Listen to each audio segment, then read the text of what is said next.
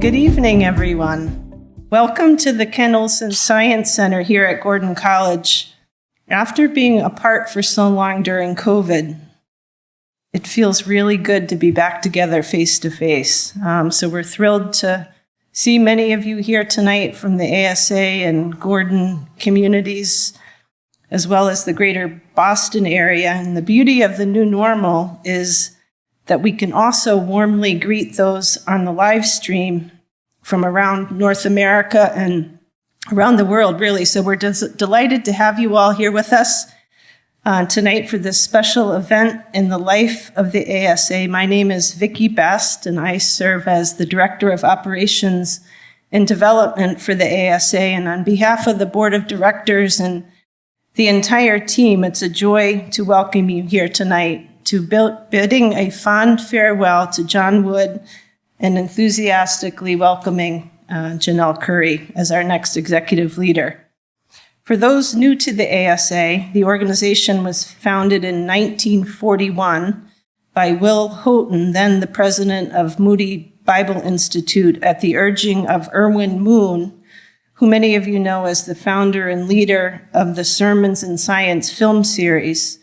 Houghton, Moon, and 3 other scientists responded to the call, and the ASA was born. And our mission is to interpret, integrate, and communicate the discoveries of science with insights of Scripture and Christian theology. We're a scholarly and professional society and international fellowship of Christians engaged at the interface of vital faith science questions, and with about 4,000 members and followers worldwide, we seek to serve our members in expressing their vocational calling and gifting from God in service to society, science, the church, and one another. And tonight marks more than 80 years of God's faithfulness to the ASA and the transition of leadership as we seek God's providence for the next chapter in the life of the ASA. The ASA and Gordon College, as many of you know, have connections that are rich and run deep. And in 1981, the ASA relocated its offices from Elgin, Illinois to Ipswich, Massachusetts, when Bob Herman came on a joint appointment as executive director of the ASA and pre-med advisor at Gordon College. Don Monroe, ASA's next executive director, followed suit, all under the presidency of Dick Gross. By then, the science department was thriving here at Gordon under the leadership of Jack Hawes, Dick Wright, Russ Camp, Russ Bjork, and many other ASA stalwarts. Randy Isaac, the next director, continued to build the relationship between the two institutions and was instrumental in organizing the Herman Lecture Series, which still is going strong today. And currently, there are several science faculty, administrator, staff, many are here tonight, that are active members of the ASA. And Gordon hosted, many of you were at the meeting in 2018, right here in the Science Center, and we had attendees from all over the globe, including Francis Collins, whose public lecture packed out the chapel, and we drew hundreds of people from around the Boston area. It was just a wonderful opportunity and to be with Francis and others. And speaking of COSC, Ken Olsen Science Center, it goes by COSC. Many of you are familiar with Ken Olsen, who is a philanthropist, a scientist, a pastor, an entrepreneur, who made the lead gift for this building. Ken was also an active member of the ASA back in the 80s and 90s and faithfully donated deck stock to the ASA as well. And additionally, 3 of our ASA team members are Gordon alum, and the ASA has regularly used Gordon interns at our office in Topsfield. I currently am an adjunct faculty here at Gordon. Janel served as the provost for 7 years. So this is just a glimpse into the many close connections between the two institutions. And we're delighted to have our entire team here tonight for the whole weekend. And we're meeting at the Martinez's, who are ASA members, beautiful beach house up in Long Beach and Rockport for the whole weekend for our annual retreat. And right now, I want to take an opportunity to introduce them to you. So first of all, our longest standing employee, Lynn Berg, who serves as the managing editor of our journal, is from Rowley, Massachusetts. Will you please stand, Lynn, and wave to everybody?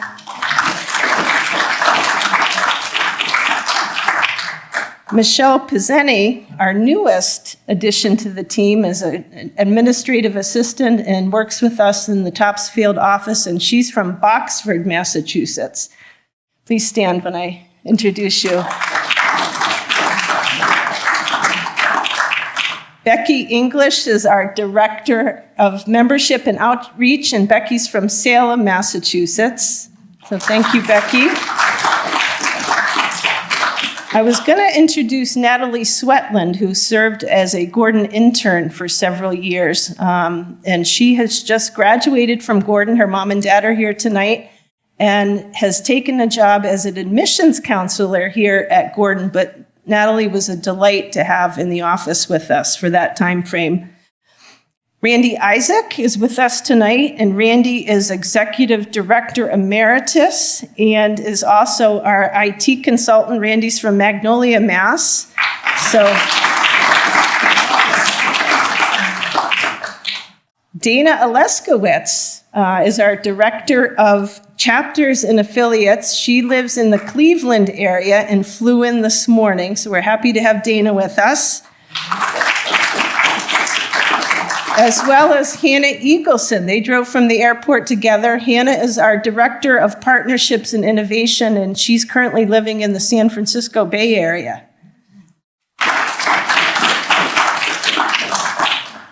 And Mark McEwen is the digital wizard. He's our digital content specialist, and he's from Vancouver, Canada. So we're delighted to have Mark with us for the weekend. So as you can see, we have a very distributed team, but a very talented team, and I'm blessed to work with each of them on a daily basis. In the next 90 minutes, you will hear from John and Janel and others who have been active in the life of the ASA. And following the formal program, please join us afterward, and we'll continue to mingle and enjoy some refreshments today. So now I'd like to turn it over to my colleague, John.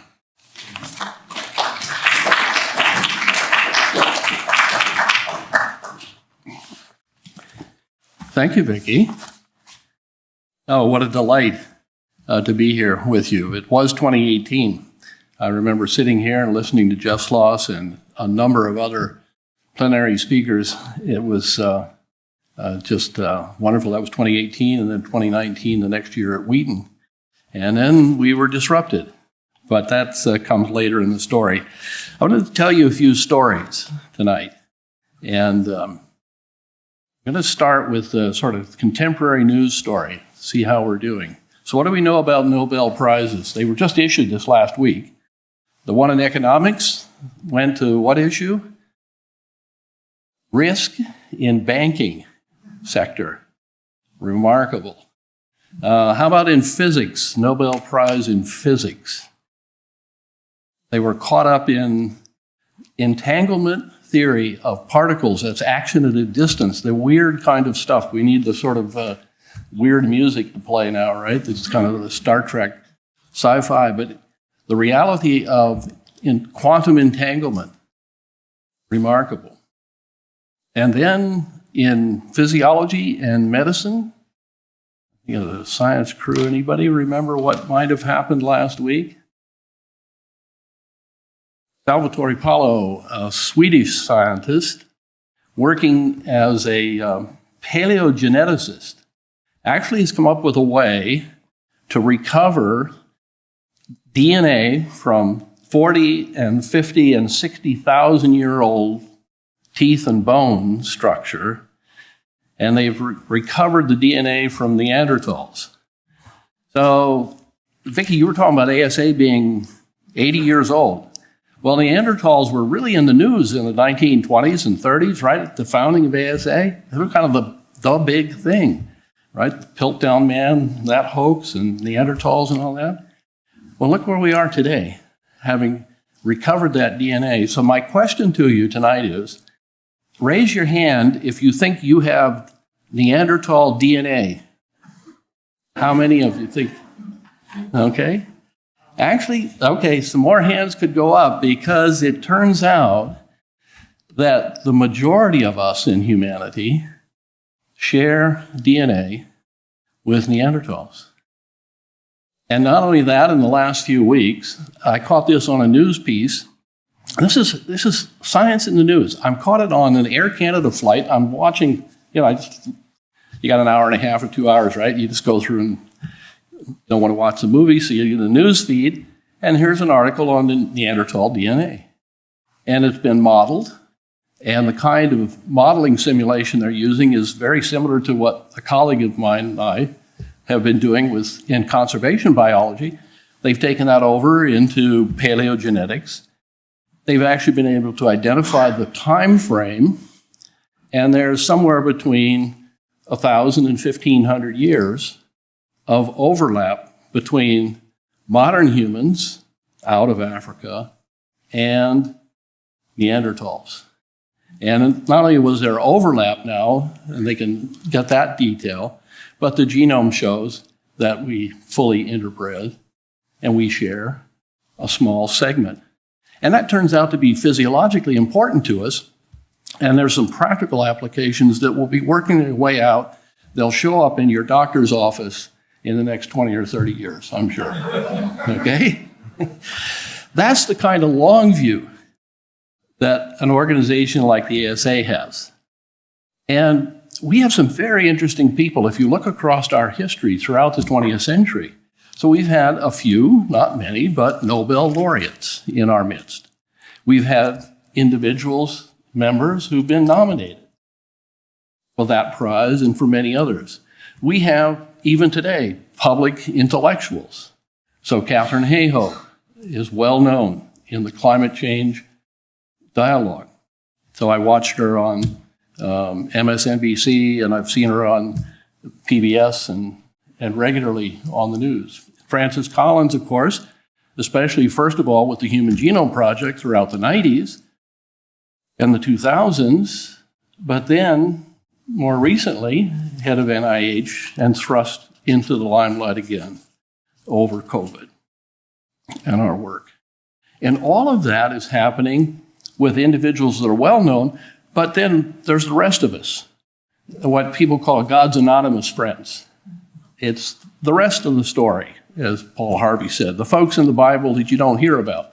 You hear about them by their friends, by their relatives, by their trade, by who they're associated with, sometimes because they're really valiant, brave, and sometimes they're not so stellar qualities. But you hear about all these, and that's hundreds and thousands of Christian men and women in the United States, Canada, and around the world that God has called and gifted to work in the social and natural sciences. And to be able to have an organization like ASA and our sister organization in Canada, the CSCA, to have an organization that pulls those together. This is unique. Folks, we're at a moment of history again, as we were in the 1940s, where the church sees the need to bring together those who have insight, that God is gifted to have insight, but to bring them together into conversation in ways that are fruitful and helpful. When we started, the big question of the day was, does the Bible have anything to do with science? And does science have anything to do with the Bible? Remember, we're only 20 years out of the fundamentalist-modernist split at that point.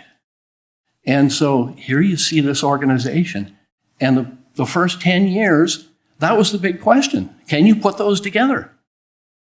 And we are, in our history, living proof, and you're here tonight and online around, we are all, every day, in our work, in our Christian fellowship, in the communities that we work and live in, We are a witness to, yes, those two things go together, and they're not in conflict. Now, for us in the audience, right, this is old hat. I mean, I'm looking at Dick Wright, and Dick's been emeritus prof now. There's Russ, and we've been profs. We've been at this. I've spent my career in Christian higher education. Janel will come tonight. She's spent her career in Christian higher education. This is old hat for us. And yet we find it's new and fresh and vital. And young people want to hear it. And the remarkable thing, I think about Mark Strand, who is mid-career and doing a stellar job in public health and recognized for his work in that field. And he talks about being a graduate student and discovering this organization where there are scientists who are believers, and we can bring those together. So we're a professional society, we're a scholarly society, and we bring together, I think of it as kind of the strong nuclear force, right? You bring together those particles that should fly apart, and you hold together. And this organization has been faithfully doing that. Well, that's one of the stories that I want to tell you. But I want to tell you a story of the 21st century. And I'll begin with Randy because he really represents that. Don Monroe was the transition figure from the 20th into the 21st, but Randy really took us forward. And I remember Randy in the interview in 2016 as you were finishing your tenure with us. And one of the questions is, what does the ASA need to do? And it's something that's close to your heart, not just a scholarship piece, but it was the digital piece. How do we become an organization that can reach out across the country and around the world? That was a challenge. And you know it as well as anybody. You worked for your career in IBM, and you know the power of computing and how transformative that has been in our lives. I'm reaching into my pocket here for this device, right, that we all have, that we're all tethered to. And I remember sitting in front of the TV set watching the Redstone rockets failing and going, and then all of a sudden Sputnik, and all of a sudden the Vanguard series and the Apollo series, and you see this happening, and the little tiny dinky little computers that they had, right, completely dwarfed by what we all depend on. And there's a transformation in that. Well, it's not the technologist that tells you what to do about that transformation. It's the people sciences. It's the social sciences, the sociologists. It's my colleagues in anthropology and in geography, Janel, who understand the contextualization of these discoveries. And ASA has been that remarkable place with those conversations. So Randy really got us going on this, but you may not know, behind the scene, what Randy did was invited in an organization. It's now called Community Brands. I think it was called Your Membership at the time, to manage our membership and to help us do the background things, because we've moved from being an organization that was just a first person, where once a year we would get together, and all of a sudden we were seeing ourselves as a distributed organization. We were trying to figure out how to do that. And membership management was the key to getting that going. And then your ongoing role in keeping us up to date and out of the virus community, and giving me access to my password, right, when I have forgotten it, and all of those things. Well, that's just those are vital services that any thriving organization has to have. And all of us who work in organizations of size have that. And you just assume it comes with you. And yet, when we looked at the ASA in 2015, we had an executive director half-time. We had Lynn Berg doing the journal primarily and office work. We had Vicki doing some part-time at first, brought in for accounting work, but then extending to other work and in beginning operations. and we had an editor. And you kind of put that together with some, and all of a sudden we think, wow, we really have about 3 full-time employees trying to manage this small organization with this big vision. And between 2015 and 2016, the successive councils were looking at how can we extend the reach of our mission? How can we do that? And Leslie Wickman came in, and Leslie was brought in to do a distributed model working out of the West Coast to reach into local chapters, and she stimulated our local chapters and got around and started visiting, doing some things that we couldn't do before, and also reaching into churches in ways that we hadn't. And by 2019, we were just beginning to feel like we were getting it figured out, and we restructured our organization with our bylaws to expand our council and to diversify who we were as an organization. And we brought non-fellows into the leadership of the organization, and change has begun. And 2020, oh my. We all know what happened in March of 2020. And it slowly dawned on us that as we learned, we took the old playbook of what the ASA was and did, and that's gone. Here we go. Write it from new.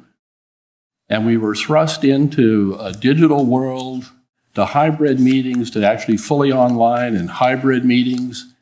And we had to start building capacity, and we were doing that. And today, the team who's met tonight that's here is 3 times the size of the team that we had just 6 years ago. And that, Randy, Leslie, Vicki, our council, our team members, thank you. That has been a tremendous achievement. And the ASA today is poised in a way that it hasn't been before. Well, I want to say something about our mission, because the council has started focusing in 2020 intently on who was the next executive leader for the ASA. And I've been in that interim role. And our focus was on our mission, and we are clear about our mission. And our mission tells you what it is you do. And it tells you who you are and how you're going to achieve it, but it doesn't tell you why. And as we struggle to think about that, one of the questions that came up is, what would happen if ASA wasn't here? It's like that history program. If you've been on the History Channel, they have this, what would happen if this didn't occur in history? What would happen if ASA was not here? Well, certainly we would not be here, but look at the transformed lives. Look at the echoes. Look at the ripples out. That's where we've been focused. And with our emerging scholars programs and with all of our efforts, it's to think about what will be the impact of our mission. And why are we here? Well, we're here to facilitate, to help, to assist our members in what God has called and gifted them to do. So we're here to help. We're here to make things happen. We're here to encourage. And I'm really excited about what I have seen happening. And we see it in the letters, in the calls, in the thank yous. And we saw it especially this summer in San Diego, where we had over half of our membership attending. We're new to the ASA. We're reaching new audiences in new ways. And that's an exciting thing. And the other piece of it is, as we've said before, we've moved from annual meetings in person that are member-focused and formed to our winter symposium that's outreaching outward and looking toward the church and the broader community of scientists. and folks who aren't ASA members, and they're starting to come in to hear Francis Collins and to hear Philip Yancey, and they'll hear the president of the National Association of Evangelicals this winter, Walter Kim, talking about, we haven't settled on exactly what just yet, but the real problematic of the church and the evangelical church in particular, but the church and science. That's the huge epistemic question of our day. And we are just thrilled to be able to have. So the ASA is performing that role, that bridging role that stands between, and doing it in a remarkable way. And it takes a team. And we're here this weekend to work our way and do some team building and activities and exercises. And I tell you, it's been one of the most fun teams I've ever been on. So it's really fun. And I'm going to miss weekly staff meetings on Zoom, because it's been a real high point and a pleasure. And I want to, Vicki and the team, thank you all. It has just been a delight.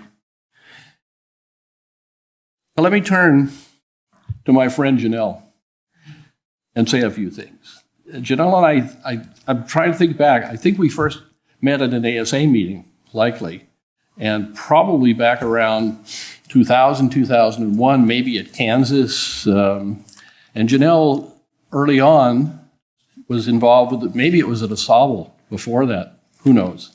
It's back there a ways. But in that meeting, I saw her heart for the creation and care of the creation. We call it creation care. She's a geographer by training and background. And we started working on a few little ASA things. And in about 2003, we got an idea that we might be able to do a summer seminar at Calvin. And that turned out to be, I think in 2004 at the Trinity Western meeting, we had about 13 people there, presented papers, focused, a publication came out of that. That was a really productive time, and had an interdisciplinary team working.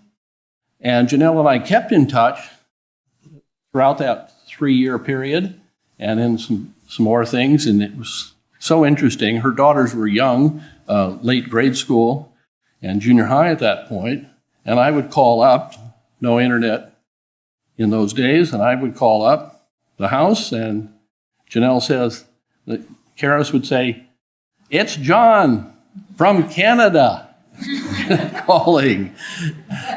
And I cemented that relationship by being down to see the team and being on campus there, and I bought pizza one night for the kids, and I'm friend for life.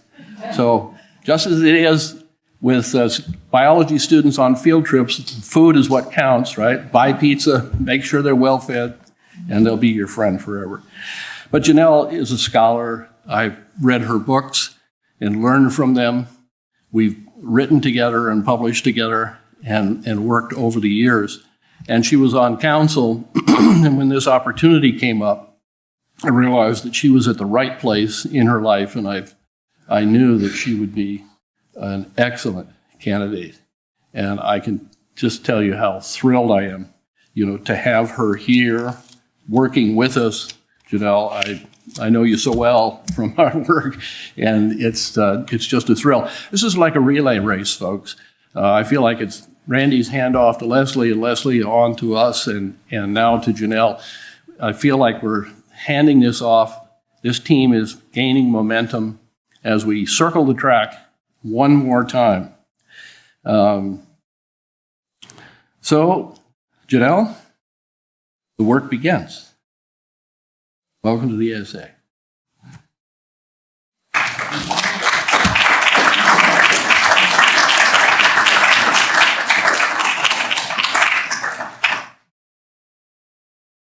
Thank you, John.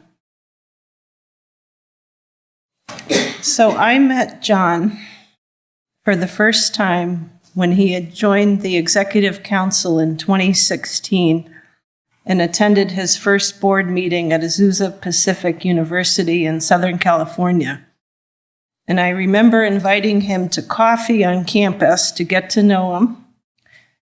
And I was impressed with his knowledge, his expertise, and his longstanding involvement with the ASA right from the start. He seemed like an easygoing, friendly sort of guy, that I could enjoy his company, and I thought he would make a good board member. Little did I know to what extent. Then I saw John for the next time in 2017 at the Colorado School of Mines. And my memory there was John casually walking up to the Sunday evening volleyball match, sporting his infamous Hawaiian shirt and a pair of khakis. He clearly was there just to watch. But we were short one player and asked him to play. And it didn't take much convincing as he eagerly took off the Hawaiian shirt and his shoes and jumped right into the game. Well, you don't have to know John long to know that he was an athlete back in his day, and he was a track star in high school. So competition and winning were definitely in his blood. And for the next hour, we witnessed him as he dove around the sand volleyball court with a determination to not let his team down. And with the blood, sweat, and a few sore muscles, his team took the victory. ASA annual meetings, as many of you know, you've been a part of them, are a great way to connect with members on an annual basis. And it was in 2018 here at Gordon where we went on a field trip down to Fenway Park to see a Red Sox game. And everybody was so excited to go do that, to visit the historic park. And when the game was over, Steve Mosier, Leslie Wickman, and John decided they didn't want to take the crowded bus home, so they hopped in my car. And as we were heading up Route 1 out of the city, John and Steve decided that they had the munchies and wanted something to eat. The only place open at that hour was Sonic on Route 1 North. So at 11 p.m., we pulled into the parking lot with all the other riffraff, and John couldn't get his usual salad, so it was a good excuse for him to devour a burger, fries, and a milkshake. And we had some good laughs along the way, too. And as John has continued to serve, on the executive council, I got to know him better. And as time went on, my appreciation for his knowledge, experience, and wisdom grew. And in the fall of 2019, he was visiting Boston. And we took a long car ride out to the CATA conference at Northeastern Seminary in Rochester, New York. I must admit that after 16 hours in the car, back and forth, there was no rock left unturned. And we not only had solved all the ASA's problems, but we also solved all the world's problems too. Fast forward to March of 2019 when COVID hit, and John came out of retirement and assumed the interim executive director role, all the while serving also as board chair. And little did he know what he was getting himself into, and neither did I know. And so we spent the next 24 months getting to know each other and working together over Zoom almost on a daily basis. And having come off a couple of challenging financial years, the ASA was in a precarious financial position, and we needed to be quick on our feet in order to make it. And every nonprofit, as John mentioned, was a new startup, so we had to swiftly pivot to a revised business model in order to survive. And so we put our noses to the grindstone and began the challenging work. John was instrumental in leading the change that was necessary, and due to his long-standing ASA involvement, coupled with his extensive board experience, he was the perfect person for the job. And for those that may not be aware, John is a voracious reader and a lifelong learner. And I can't tell you the number of times that we've been in a Zoom meeting, and he would hold up a book, a new book that he had just read. And that's happened literally like daily. So can you imagine the library that he has? And this also came at about the same time that I was completing my master's in nonprofit management out at Biola University. And John essentially took the coursework with me. And so we got a 2-for-1 deal. Because he attended weekly staff meetings, as he mentioned, over Zoom, it was a wonderful way to get to know each other and the team and spend time in corporate prayer for each other, our families, as well as for the organization and ASA members. And he was intentionally invested in our personal lives and always caring and empathetic when a team member was facing a challenging life circumstance. And it spoke volumes to me, John, that you flew out to Boston for my mother's memorial service back in May, having just been here a couple weeks prior. And he's a very relational person, loves engaging with people, and especially ASA members. Becky, Lynn, and other team members really appreciate John's sense of humor and his love of coffee. He's quick-witted with his regular reference to Hobbit books and is the first one to crack a joke and lighten the mood of a tense meeting. And I'll let you know in on a little secret. It's a requirement to be a caffeine addict to be employed by the ASA. Right? John fit right in with his daily dose of Tim Hortons, cup of Joe every day, and he would hold that up in the Zoom meetings as well. He frequently referred to himself as the old guy, making old guy references and saying things like his runway was short, he was an extinguished professor, and the job made him lose all his hair. Every time he said he was old, my response back to him was, John, you are not old, you are vintage, and there's a big difference. And I know firsthand that John, at 75 years young, has more energy than most 25-year-olds. And I'll never forget the day we were in California and he showed up at Cal Baptist University in his red Mustang convertible, claiming that was the only car available at the rental agency.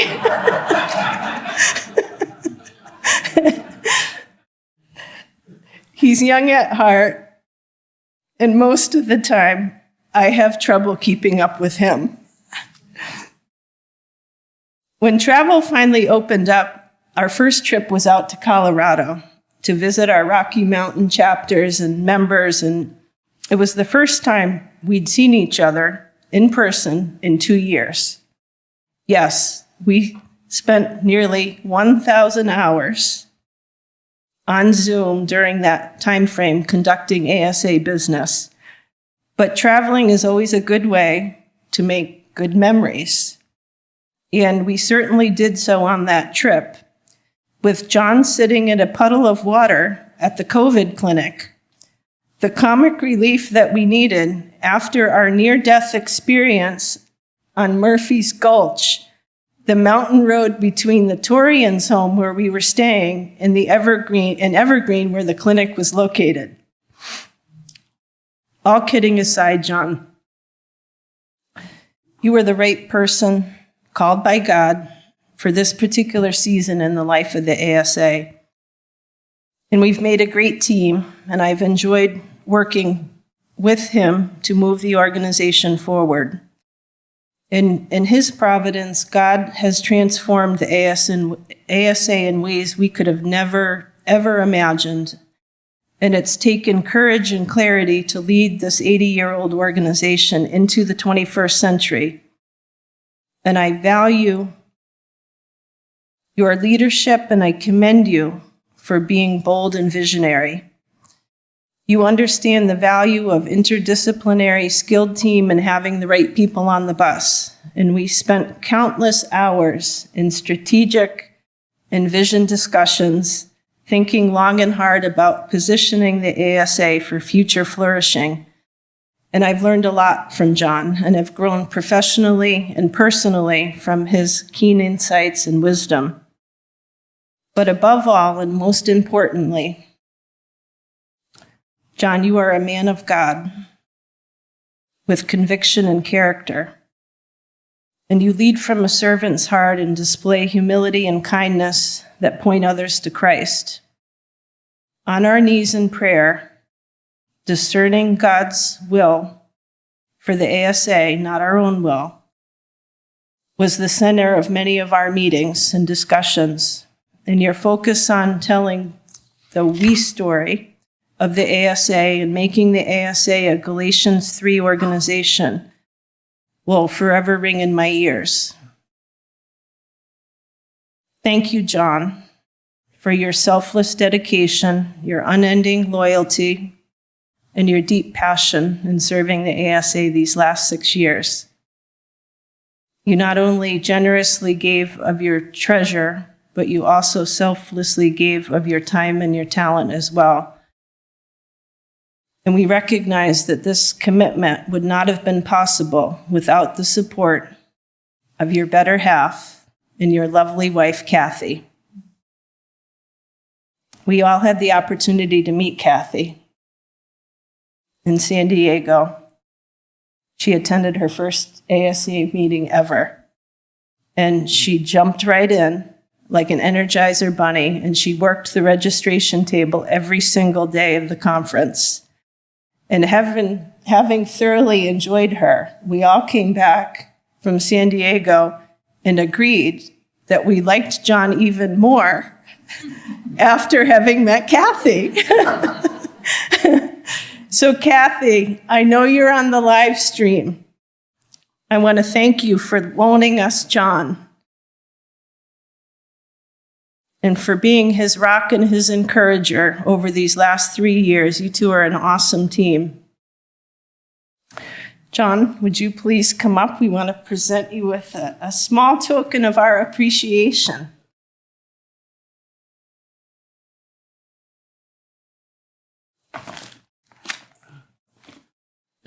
Am I supposed to open this? Oh, yeah. Yeah, you have to open it. So who is this person you've been talking about? My line to Vicki when she says you're young and you've got all that energy is, you just don't see me in the morning when I get up. Oh, I wouldn't have guessed. I wouldn't have guessed a Hawaiian shirt. Oh, woo! Thank you so much. I'll wear it for afterwards. Maybe I can put it on. Up at the beach. Up at the beach at house. the beach house. Oh, yeah. Thank you. So you may be wondering what John is going to do in his retirement. Well, we have a reputation for keeping our executive director emeriti very active and busy, right, Mandy? So we have big plans for John. He may not know what they are right at the moment, but he won't be going too far. Thank you, John.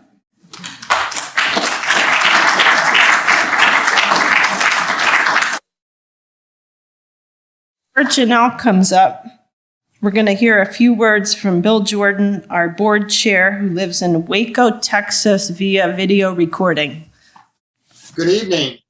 My name is William Jordan, and for the last 6 months, I've had the privilege of serving you as the president of the Executive Council. The Council is committed to the ASA staying a big tent.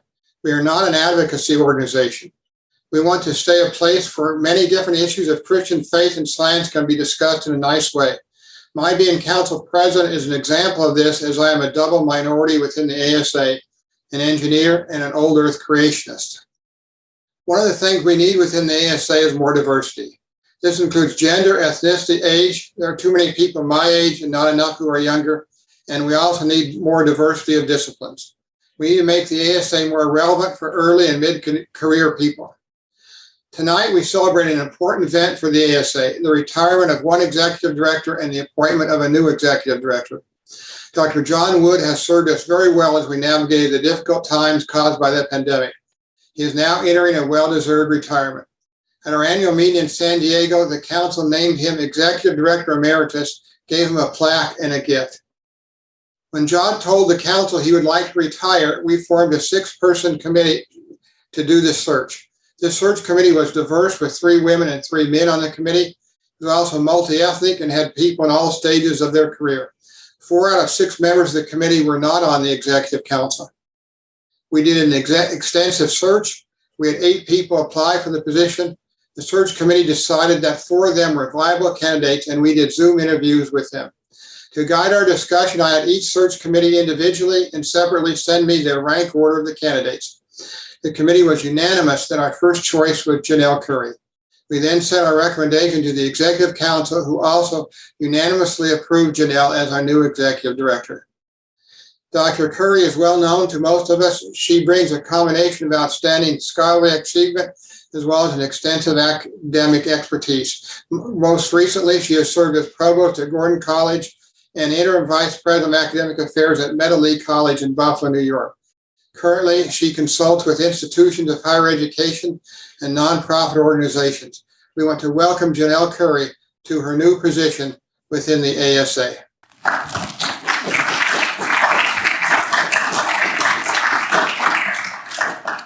So before Janel comes up, I just want to say that I've been acquainted with her for several years through our mutual connections here at Gordon College, but it was on the joint ASA Gordon College birding trip to New Zealand in March of 2018 that she led that I got to know her on a deeper level. And Chuck and Elaine Applegate are here tonight. We have wonderful memories from that trip. It was just a fantastic opportunity to come together with 2 institutions and just really great memories. And since that time, we've worked together closely and professionally within the ASA on the CWIS leadership team, serving on the Executive Council, Legacy Campaign, and Development Committees, and have become good friends as well. Janel is uniquely gifted for this executive leadership role in the ASA, in addition to possessing vast institutional experience, as Bill just mentioned, and strong scholarly record, as John referred to, in the faith science sector. She's naturally gifted in relationship building and the intentional growing of people. I have witnessed her servant leadership and her humble Christ-like character in a number of different ways over the last several years. She has a high EQ and social awareness and does not shy away from conflict, yet knows how to navigate it in a productive and positive way. She's a team player who understands how to build and develop effective teams. Many times she has said to me, "How can I help you with your work?" And her quiet yet assertive way of making a difference through modeling is very impressive. She has the rare gift of both visionary and executor, and resourcing the ASA is a vital path to our future, and Janel has the experience, talent, and passion to assist with fund development. Traveling with her on several occasions on ASA business, I have seen her superb people skills. She naturally asks questions and then quietly sits back and listens. Excellent qualities to building trust and relationships with our members. She has a solid understanding of institutional intelligence and will be helpful to moving the ASA forward on that front.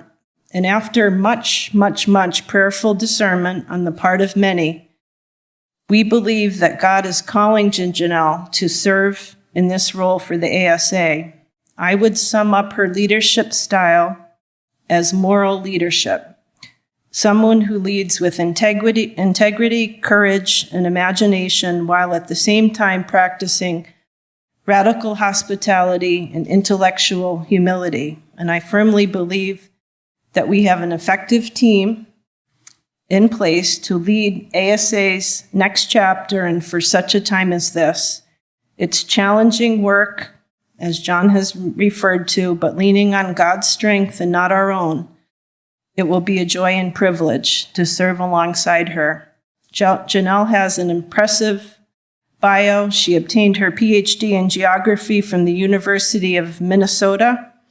She taught at Central College in Pella, Iowa, and at Calvin College in Grand Rapids, Michigan, in the areas of geography and environmental studies. Her areas of research have included environmental policy, religious worldviews in the environment, and women in leadership.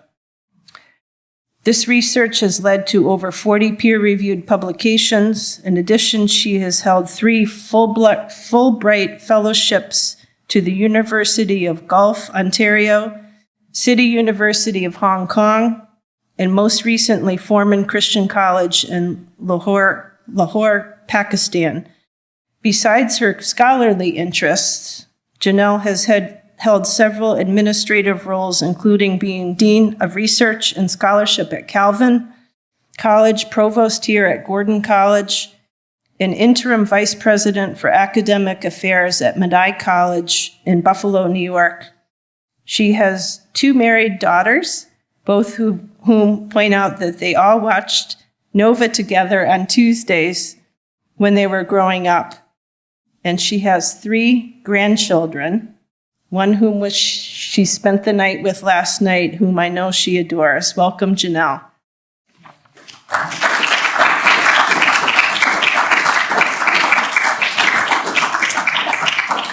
Thank you for your kind introduction. And I am very excited about serving the ASA and its members and working alongside this incredible staff. I would say one of the reasons why I'm drawn to this opportunity was really depicted in an email that came to me once the notice went out that I had been appointed to this position. An ASA member wrote to me and said, "I would have lost my faith if it wasn't for the ASA." So being able to find a place where you can go and ask the questions that you need to ask and share the faith together. So that's really the mission of the ASA and how essential it is at this point in time in particular.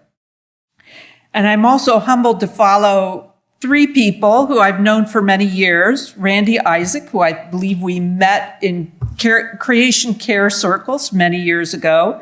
And I ask that you continue to be patient with me, Randy, as you help me with technology and the YM system, which is a brilliant thing. I love it. And Leslie Wickman, and then John Wood, who, as he said, we worked together over many years. What he didn't tell you is that when he would go to church with us, he would sit in the back of the van and egg my daughter's dispute on. He would make it worse, arguing over whether Emily the doll was really a girl or a boy. And so he was no help in that area. So not only is he John from Canada, he's John that would help them fight with each other in the back of the van. So I want to spend a few minutes this evening talking about some key attributes that I would like to nurture in the ASA over my time in this position. But what I'm going to do is I'm going to start with the mission of the ASA first. And you've already heard it several times tonight, but as the head of an organization, you can never get people to say the mission enough. So I'll have, a quiz at the end as you leave. The mission of the ASA is to interpret, integrate, and communicate discoveries of natural and social sciences with insights from Scripture and Christian theology. The ASA serves its members in expressing their vocational gifting and call from God in service to society, science, the church, and one another. The ASA does this through promoting excellence in scholarship and through the professional and spiritual formation of its members in the context of a redemptive community. In other words, we grow our members in order for them to serve others And this growth and nurturing necessarily takes place within a fellowship of believers. The ASA has maintained this mission for over 80 years through wars, through technological and societal change, and more recently, a global pandemic. And the ASA has more than survived the pandemic.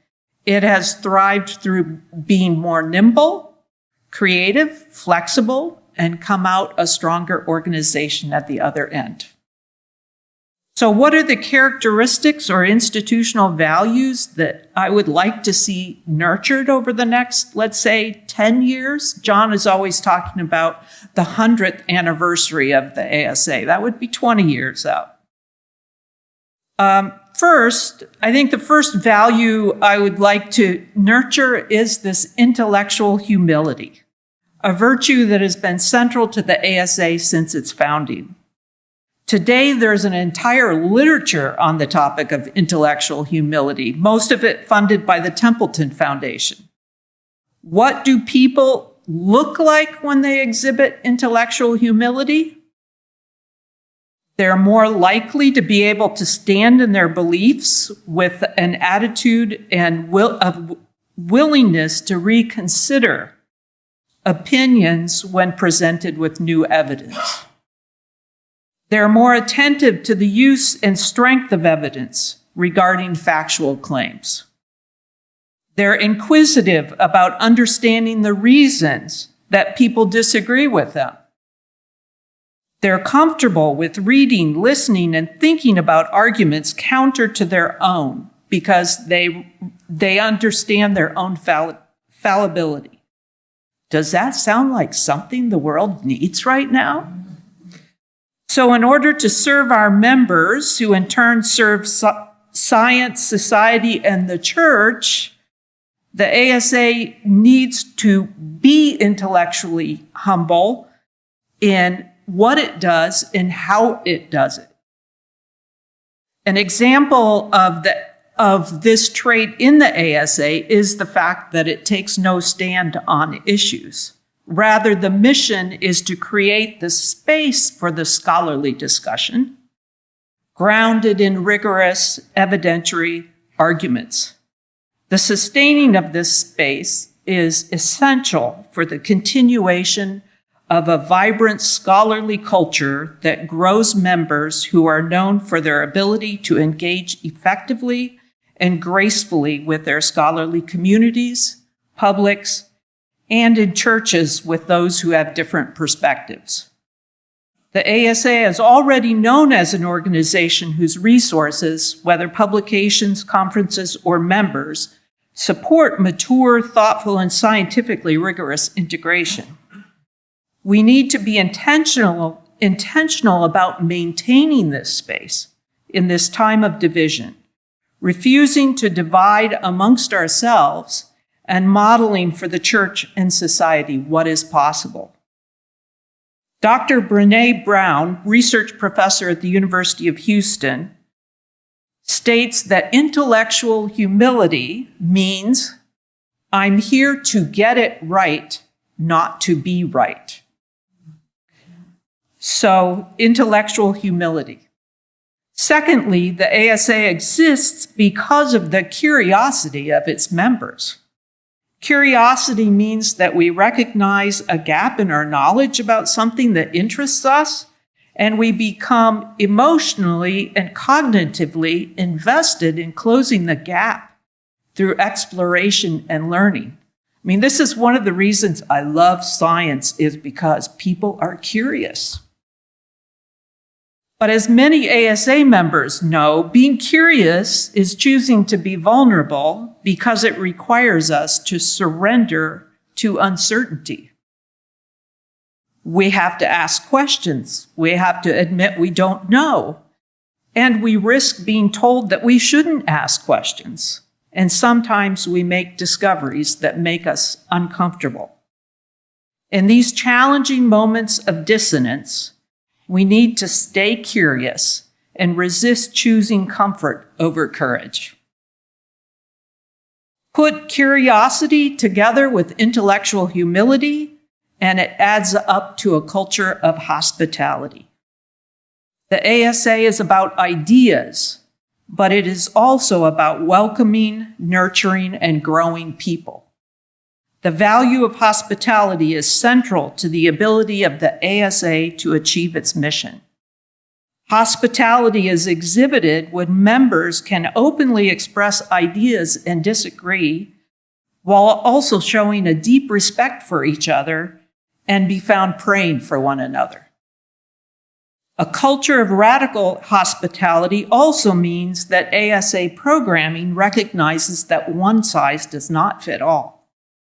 We need multiple avenues for engagement, such as virtual and in-person meetings, chapters and annual meetings, and publishing research that provides depth and other forms that are more accessible.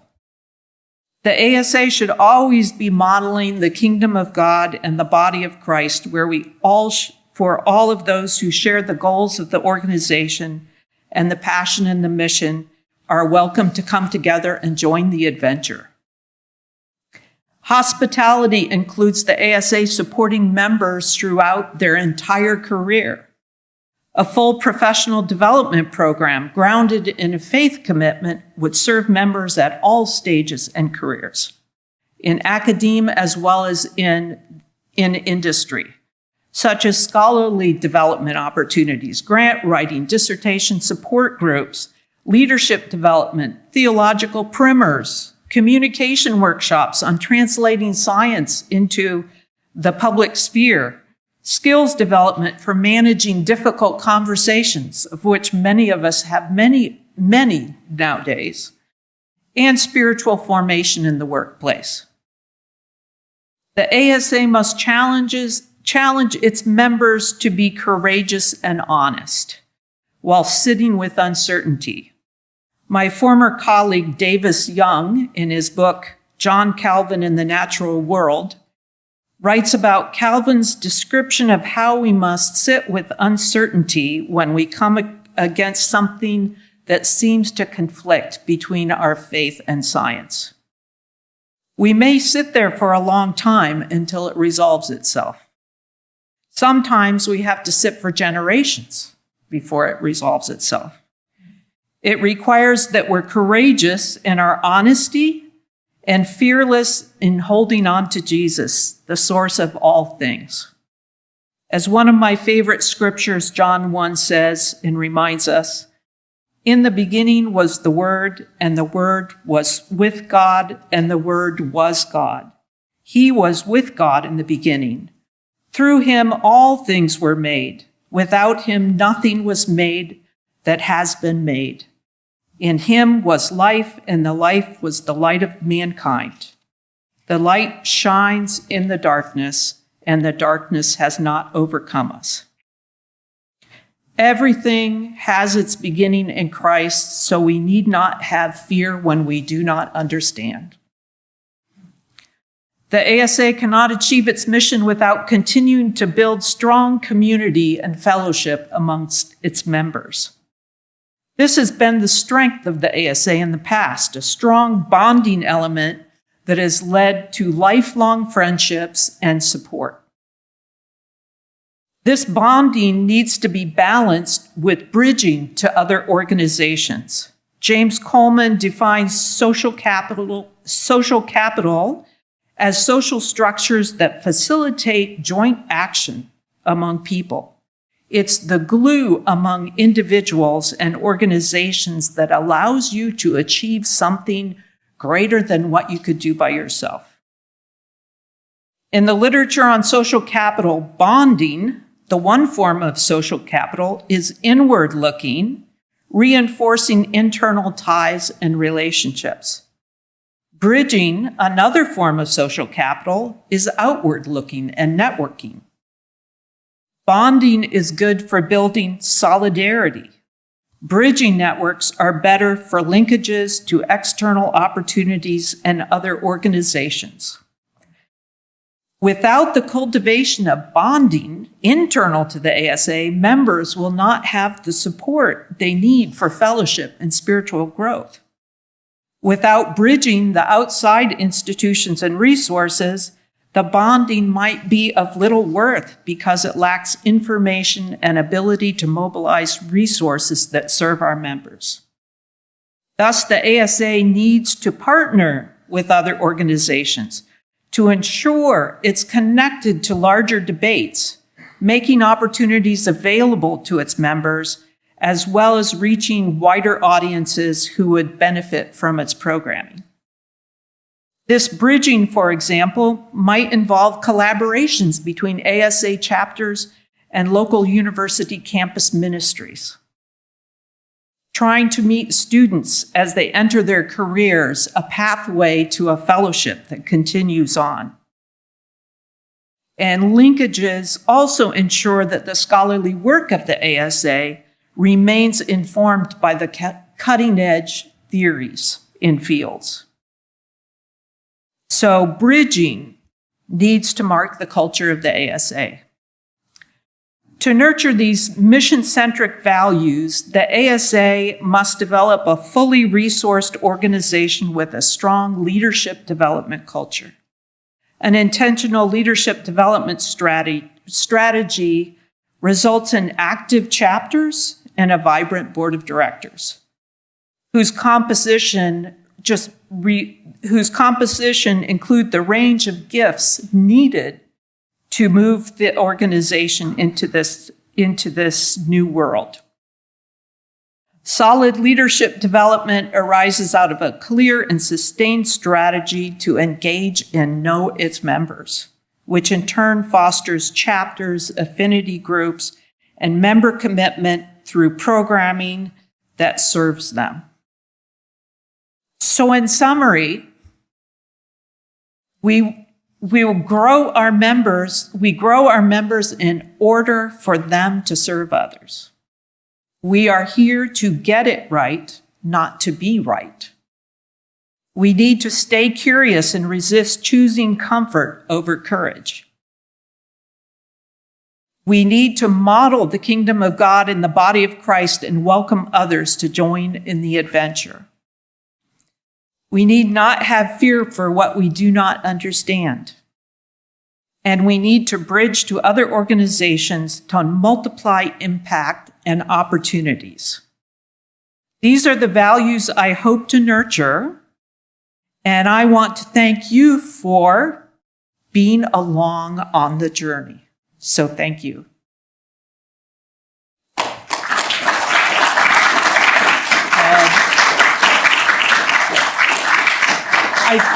I think now we have some representatives of the Gordon and the Boston chapters of the ASA.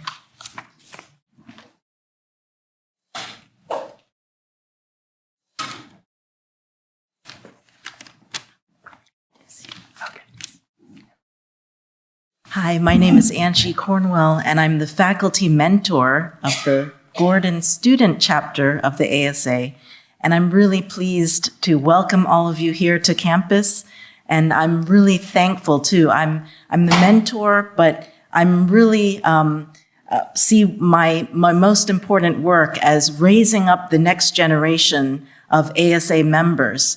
And the work that I do with great help from John, from Randy, Vicki, the entire team, and all of you as well. When you come here and you act as discussion leaders at the round tables and give so willingly of your time, this raises up the next generation. So the work that I do, I could not do without your help. Also the work of my faculty colleagues in the biology department and also retired members of the Gordon College Biology Department and administrative help as well. And then the work that I do, I obviously could not do without the help of student members. So we have Matthew Ravichandran, who's the former president of the Gordon College Student Chapter, and then also Sean Grimes, who's here with us, and he's going to share a little bit about the exciting things that are going on in the Gordon College Student Chapter. Isabel Matthews is the president this year, but she could not be here because we're technically on quad break. But Sean is the vice president, and he will share with you some of the things that you can expect to see coming up in the near future. Thank you for inviting me to speak tonight. As Dr. Cornwell mentioned, I'm Sean Grimes, the Vice President of the ASA Gordon's College Student Chapter. I am here on behalf of Isabel Matthews, the President of the Student Chapter, as well as the Student Chapter members and our faculty mentor, Dr. Angie Cornwell. I want to thank you all for coming to Gordon College tonight to thank former Executive Director John Wood for his service and to celebrate the transition of Dr. Janel Curry into this Executive Director role. Most of the students are away on 2 days of quad break, so student attendance tonight is low, but I'm pleased to be here to represent the student chapter and to share some of the exciting work that we're doing.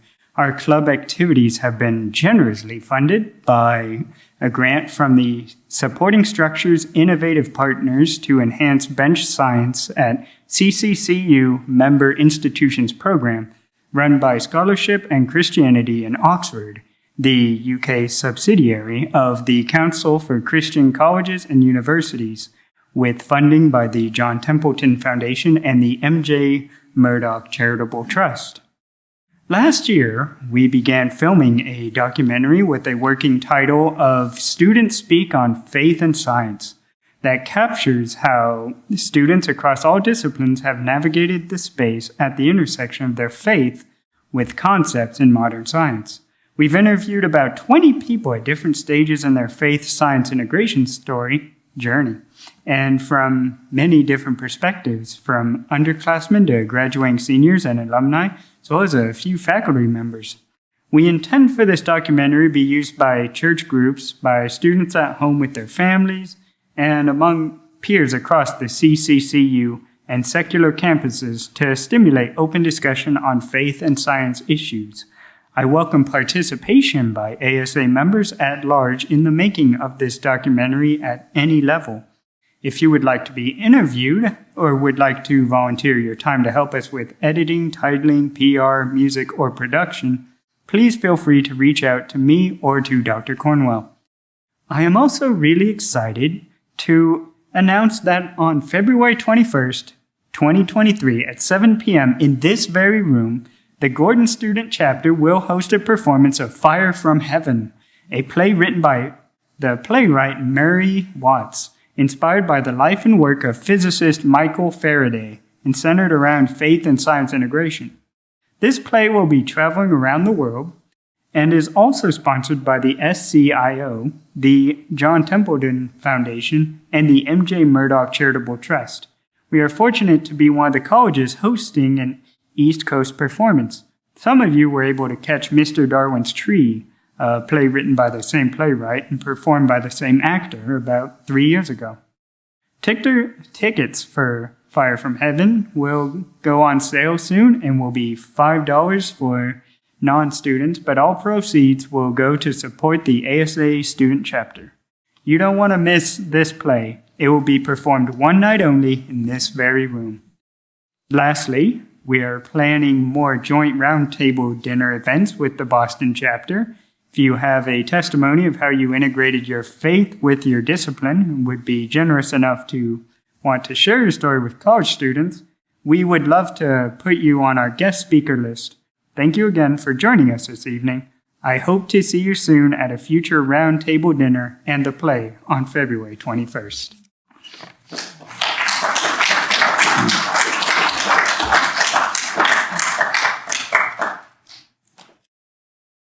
Thank you, Vicki, for the opportunity to address this group as your Vice President of Boston Chapter. I'm not standing in for anyone because we don't have anyone in the presidency. So we are soliciting applications as we stand here now. So bring them on, please. Thank you, John, for your leadership over the past several years. You filled some shoes with Leslie, and you did just a terrific job. Thank you. And what an inspirational message you gave us, Janelle. Thank you so much. Looking forward to your continued leadership. My name is Scott Flaig. I have some association here with the Ken Olsen Center, since in the 1980s I worked for Ken Olsen. I was the general manager of their artificial intelligence business back then. I had 150 computer scientists working for me from Carnegie Mellon, MIT, and University of Illinois. I had no idea what they were saying, except what they said on their shirts. And that wasn't always really nice. We are going to relaunch the Boston chapter here coming up this winter session. We expect to do quarterly sessions, both here at the Gordon Center or the Gordon College, as well as at Grace Chapel, and also at the Thirsty Ear. How many have been to the Thirsty Ear? Yeah. I had the opportunity, I guess it was 4 years ago, to give a presentation to the ASA Boston chapter at the Thirsty Ear, and I have to admit that was the most unique experience I've had with several of the professors and folks staying around having a beer. Hey, go get them, Scott. You know. And the title of that was, "Are We Alone in the Universe?" Well, I was not alone that evening for sure. A little bit about my past. I was in corporate management. I actually, other than working for Dell, working for DEC, I retired from Dell Computer as their worldwide operations manager there. So I have an operations background. I retired 20 years ago and returned to my avocational interest in cosmology. And I currently have been doing about 15 to 20 years of research in what I call holistic cosmology. It's trying to understand the mysteries of the universe through science, faith, and reason. And it's been a very challenging and just a wonderful opportunity that I've had working with the faculty at Florida Gulf Coast University as an instructor there to try to get that message across that it isn't only about science, it's about faith and it's about reason and so forth. So with that, I will turn it back to Vicki. We're going to really look forward to a winter session, big time. Thank you.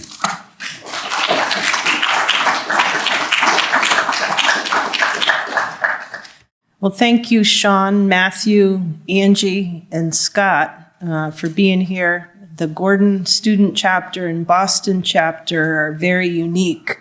There's only one other area in the country where we have the opportunity for two chapters, a student chapter and an adult chapter that come together in Colorado. We have Colorado Christian University and Rocky Mountain. So really appreciate the leadership here and just feel the importance to have a strong chapter here in the Boston area where the ASA headquarters are. We want to thank you all for being here tonight. I'm going to invite Randy Isaac up to close us with a word of prayer. But before I do so, feel free to join us out in the loggia and enjoy some more fellowship together and refreshments. And again, thank you for being here tonight. So Randy, would you come up?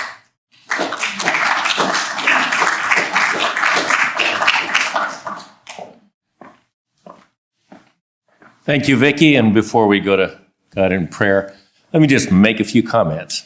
You thought I wouldn't, right? 1 minute. So as I look over the audience here, I know most of you, and I'll bet if I could see or know the names of those listening on live stream or recording, I would know most of you. And I know all of you are here because the ASA has had some impact on your life. And you have a vested interest in seeing that it survives. That was true of me. I learned about the ASA in the early 70s, and it really has sustained me throughout graduate school and through my career. And when I retired from IBM in 2005, it was my goal to help the ASA grow and thrive and provide to other graduate students the kind of benefits that I had received. And after 11 years of working and trying to get the ASA to grow, I realized that the best thing I could do to make the ASA really succeed was to step aside and let someone else, let others take over and take the ASA to a level that I could not do. And so I really want to thank Leslie and Vicki, the whole team, John, for a tremendous job in doing exactly that, taking it to a level that I could not do and continue the work and to help the ASA thrive. And so I am delighted that Janel has stepped forward to continue the progress. We need to move to the next level again, and I know that you are here and willing to do that. And so I thank you for that. And so appreciate all of your attention so far, and let's go to God in prayer. Almighty God and Heavenly Father, we come before your throne of grace, thanking you and praising you for this awesome universe that you have created. And we are humbled and grateful that you have created us as human beings who are able to observe, to study, and to a small extent comprehend this universe that you have created. We do praise you for leading men and women of science to found, organize the American Scientific Affiliation and to sustain it through many ups and downs through the last 8 decades, and to make it a viable organization that has had a strong impact on so many lives and has led many to come to know you and to sustain their faith in you. And tonight, as everyone has heard, we are particularly grateful to you for having called John Wood to be the interim director here the last 2 years, bring us to this level. We ask that you will bless him in this next phase of his life and just thank him for that work. We're also grateful that you've called Janel to continue this work. We ask that you will give her a double portion of the mantle that you've laid upon her predecessors. Give her a portion of the wisdom of Solomon, the patience of Job, and the insight of the Apostle Paul as she tries to grow this organization. We pray that you will bless the ASA under her leadership, that as an organization, we will publicly, visibly demonstrate the unity in Christ and the love we have for each other, even as we vigorously debate the diverse opinions that we all hold. Thank you, and we ask all of this in the name of the Lord Jesus Christ and our Savior. Amen.